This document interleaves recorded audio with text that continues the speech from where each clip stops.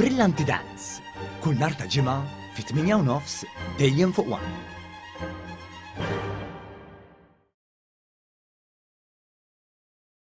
Il-Gvern ġeddet l-iskema Seed Investment li toffri inċentiv biex investituri jinvestu r-riżorsi tagħhom f'kumpaniji li jkunu għadhom qed jibdew magħrufa aħjar bħala startups.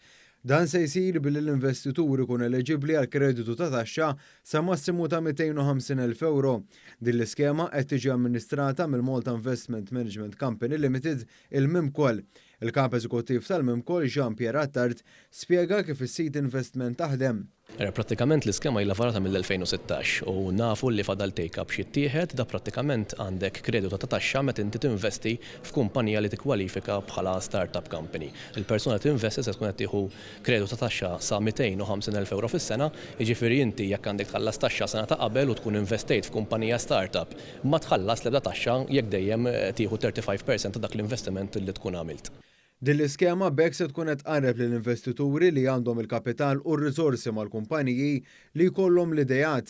Biex il-kumpanija tkun eliġibbli għas Seed Investment tkun intrapriża żgħira jew medja reġistrata f'Malta, tkun ilha għaddejja bl-attività tagħha mill-inqas 3 snin, ma tkunx imniżla fuq l-ebda borża, tħaddem inqas minn 10 impjegati magħha u ma jkollix assi li jaqbżu l-250,000 euro fil-valur tagħhom.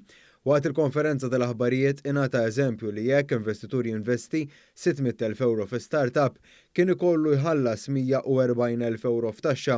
Madankollu permezz ta' Seed Investment l-investituri se jkun jagħt jieħu 210,000 euro fi kreditu ta' taxxa. Dan ifisser li din il-persuna mhux se tkun qed tħallas l-ebda taxxa marbuta mal-investiment tagħha filwaqt li l-bilanċ jerġa' jinqatala mis-sena ta' wara. Il-Ministru għall-Ekonomija l-Fondi Ewropej u l-Artijiet Silvio Xkembri innota li l-investiment deret barrani huwa kejl importanti li juri kemm pajjiż huwa attrajenti. Huwa stqar li l-Gvern irid joħloq klima biex jiġi inċentivat l-investiment, mod speċjali f'kumpaniji żgħar li jaf ikunu meqjusa ta' aktar riskju minħabba l-innovazzjoni tagħhom.